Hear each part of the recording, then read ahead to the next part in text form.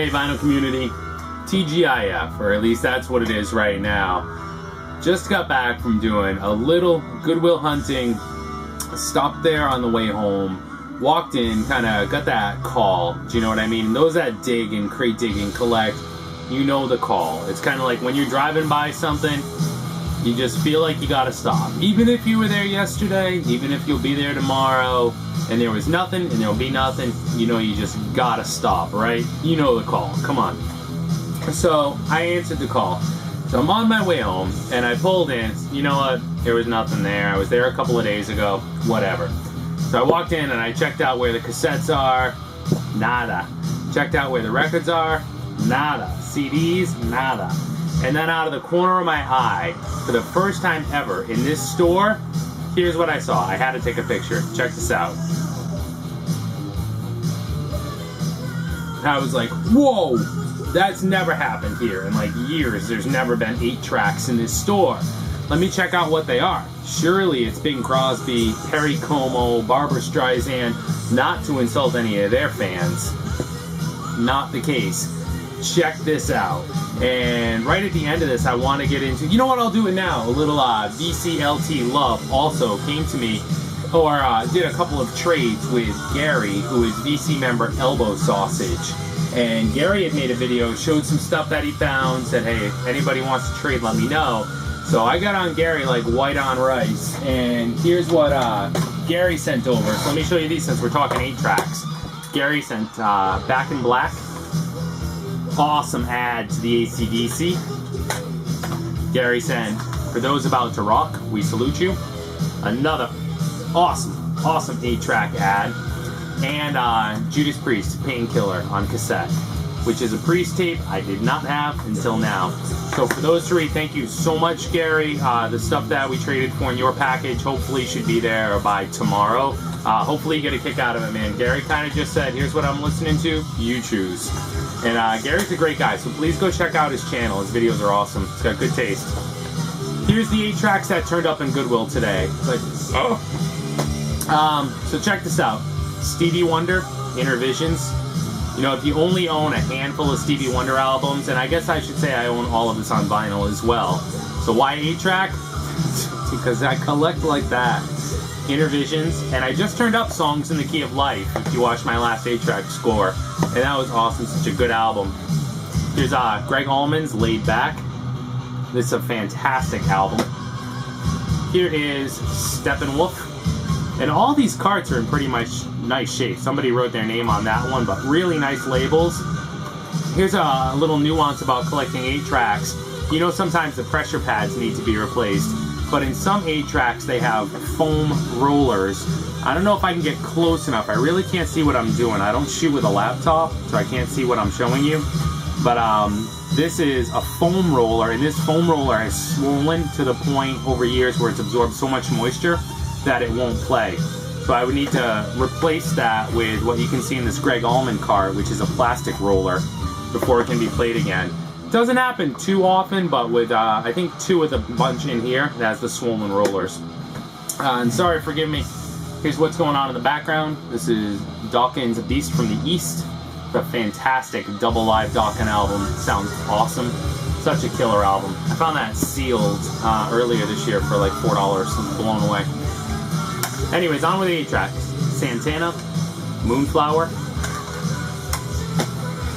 Alright, here is a pretty beat copy of Santana's Abraxas. I grabbed it because it was there. You can see the difference. It doesn't have the album artwork like Moonflower did.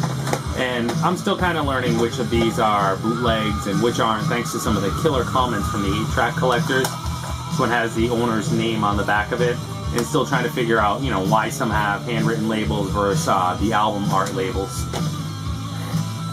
Much like this one. So here is Elton John's Yellow Brick Road. I'm not the biggest Elton fan in the world. He's made a few albums, a few earlier ones that I do like.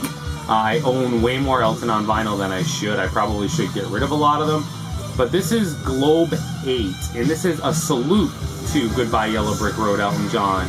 So I have not played this yet, and I'm wondering if that tells me that it's kind of one of those people we know sing Elton John, but not necessarily Elton John. And the reason I wonder that is because here's another Globe release, and I mean, I almost killed over when I saw this. Foghat's Rock and Roll Outlaws. Love Foghat, but I mean, she's cute and everything, but that's not the cover of Rock and Roll Outlaws. There's the back label, which I put back on with glue stick. It came off completely. But again, it's an Apollo 8 Productions, and check this out. It says, Apollo 8 is an electronically manufactured sound, alike made in the style of your favorite artists by our own ape-like musicians and artists. Kind of cool. I have to be honest with you, it may well be people singing Foghat and Elton John. I did put it in very quick, and it sounded like Foghat. I didn't hear any singing. I kind of played it quick. I didn't have much time, but we'll see. Anybody that knows can leave a comment. Here's another Elton John album that's worth owning. This is Rock of the Westies. Getting right on the borderline of Elton doing just about anything that I can't tolerate. And here's a fantastic Elton album. This is Tumbleweed Connection, which is Elton John's country rock attempt. Dirty cart. It'll probably clean up. I did the cursory wipe, but I'm sure I can get more of that off. There's stack one. Here's the second stack. There's one in here that truly blew my mind. I'll show you what that is. Here is, this isn't it. This is the James Gang, thirds. Alright, this is one that truly blew my mind. I love this album, and I couldn't believe I was staring at it in such great shape. This is McCartney's first solo album. This is an album I absolutely love. I own this on vinyl. I own it on CD. It was recently reissued and remastered. I don't have that. On vinyl, I have the US pressing, and I just found a West German Apple pressing as well, which was pretty awesome. Great album. Here's Three Dog Night, Seven Separate Fools. I kind of liked the blue car. I'm not a huge Three Dog Night fan when it comes to classic rock, but it was there, and I suppose it should go without saying that these were not expensive. This is kind of neat. So this is the Doobie Brothers Stampede. Again, more along the lines of a country rock effort. I'm not the biggest Doobie Brothers fan in the world, but it was there. It's in great shape. Somebody might want to trade for it. And that goes without saying. I mean, if you see something that you like and you're collecting 8-tracks, shoot me a PM, drop me a comment. Who knows? Let's trade. This is After Dark Entertainment, an evening production. I don't know if the idea was that, you know, you kind of tuck the kids in and you go settle down after dark. Ooh, and listen to the Doobie Brothers with your wife. I don't know. Here's 10 Years After. What a cool band. Stonehenge. This is another one that has the foam roller that needs to be replaced. But even that said, that's a quick enough fix. With labels in condition like that and such a great band and great album, I'm up for a little roller replacement. Here's one that was ready to rock and roll. It's Alice Cooper's Welcome to My Nightmare. Killer album. Absolutely love everything about this one. It's fantastic. Here's The Moody Blues, Seventh Sojourn. That's a great album. Great condition. There is 3 left. This one is The Who's Tommy, and this is the soundtrack from the movie. I own this on vinyl as well. I own all of these on vinyl.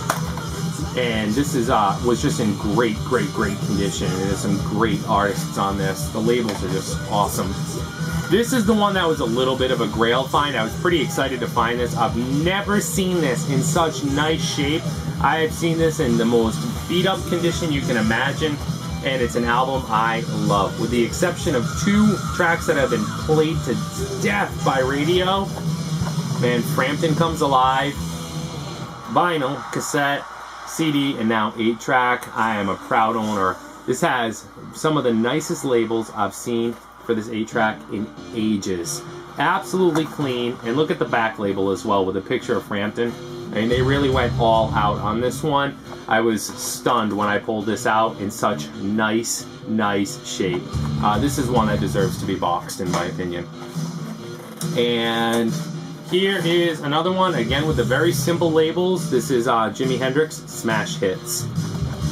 Great song set, great condition cart.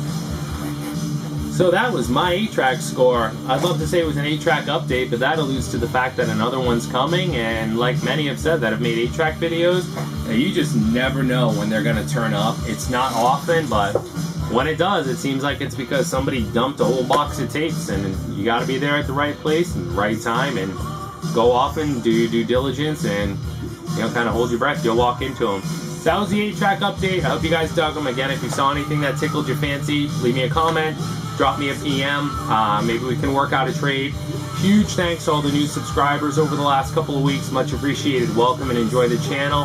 And again, Gary, ElboSausage, make sure you check out his channel. And Gary, thanks much for thinking of people in the vinyl community when you're out there crate digging. Always somebody that wants to trade. Switching off in collections is really what makes the vinyl community the community that it is. Thanks a lot for watching, guys. Talk to you soon. Ciao.